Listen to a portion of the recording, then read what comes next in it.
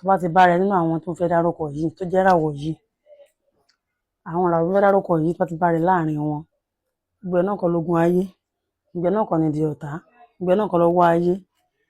Tí ìràwọ̀ fẹ́ kó o ṣe fún ohun tó kàn sí tó sì wà ní kékeré wà ní bọ́ọ̀sì báyìí, tí ìràwọ̀ fẹ́ kó o ṣe tó ṣe, òun ló ń fa ìfàsẹ́yìn fún ẹ. Ìjọ kí ni ìràwọ̀ fẹ́ kó o ṣe fún ohun tó ṣe? Ìràwọ̀ fẹ́ kó o jìnnà sẹ́bí, jìnnà sára, lọ tèfètèfè kúrò nílùú tí wọ́n ti máa rí ẹ. Ibi tó yẹ kó o lọ jìnnà kó o lọ kéré kó wálé. Àwọn ìràwọ̀ yìí ó yẹ kí wọ́n jìnnà sẹ́bí, kí wọ́n rán bí gárò kò tẹ̀ sí kú àpò ti sọnù, kí wọ́n rí bí pé kó sáà tiẹ̀ bá tiẹ̀ lọ. Kó lọ jìnnà. Wọ́n tẹ̀lé máa rí ẹ pè náà bẹ̀tì, sáà lọ jìnnà. Má dúró lágboolé láwọn ẹbí ẹ̀ tó máa rí ẹ. Má dúró síbi tí àwọn mọ̀lẹ́bí ẹ̀ tó máa rí ẹ ní gbogbo ìgbà. Bá sọ wọn àwọn ìràwọ̀ yìí, jìnnà síbi táwọn ti máa rí ẹ ni o. Ibi táwọn ti ń bí ẹ, jìnnà sílùú yẹn.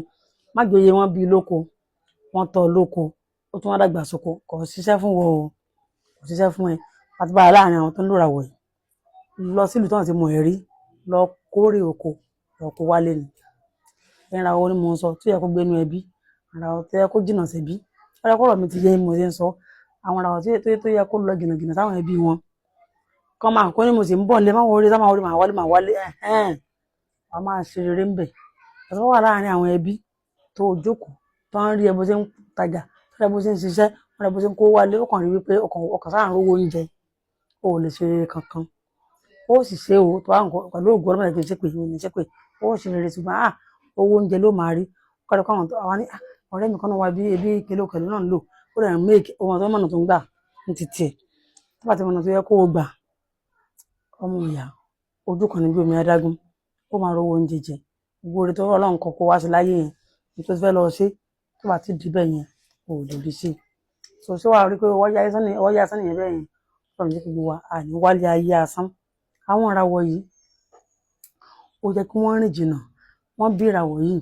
Àkọ́kọ́ náà ara tí mo fẹ́ sọ pé kò yẹ kó máa gbé láàrin ẹbí. Ìlú táwọn ẹbí wọn ń gbé kò yẹ kó síbẹ̀, kó bí wọ́n ti bí yẹ kó jìnnà síbẹ̀. Pisces lákọ̀ọ́kọ́. Tọ́wádé Pisces yẹn, wọ́n tó ń ìràwọ̀ tán bí láti February 19 náà ti bí ẹ.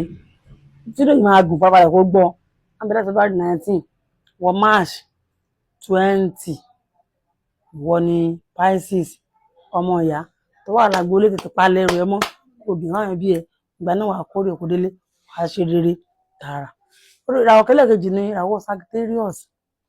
Àwọn tó wá láti November tó November 23 tó fi dé December 21. Pàtó àwọn ìràwọ̀ yìí kò fi ìtì ẹkùn gbé láàrin ìlú tó ti bí ẹ, kó jìnnà sí táwọn ẹbí ẹ ti máa rí ẹni kó jìnnà sí. Nígbà náà wàá ṣe rere. Sagittarius from November 23 to December 21, àwọn ni mò ń sọ. Wọ́n fún sọ̀rọ̀ àwọ̀ Aries. Wọ́n tẹ́ pé Aries bá ní ẹ́ tó bá fi dìbò dìbò láwọn ẹbí alágbóolé, o ò lè ṣe nǹkan kan. Owó oúnjẹ ló kàn máa rí. Àfi kó lọ jìnnà. Tí ìlú tó ti mọ̀ ẹ́ rí kó lọ refresh. Wàá dẹ̀ bẹ̀rẹ̀ sí ṣe láti bẹ̀. Ìràwọ̀ Aries tán bí láti March 21 tó fi dé April 19.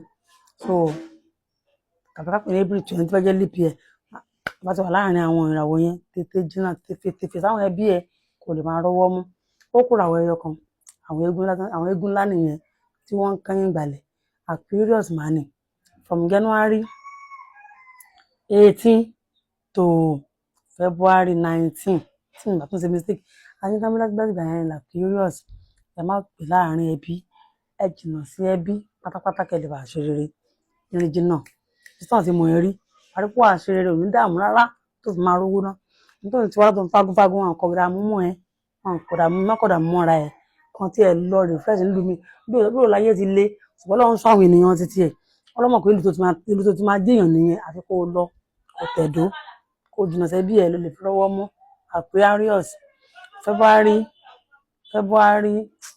Aquarius yẹn from January 19 to February 18.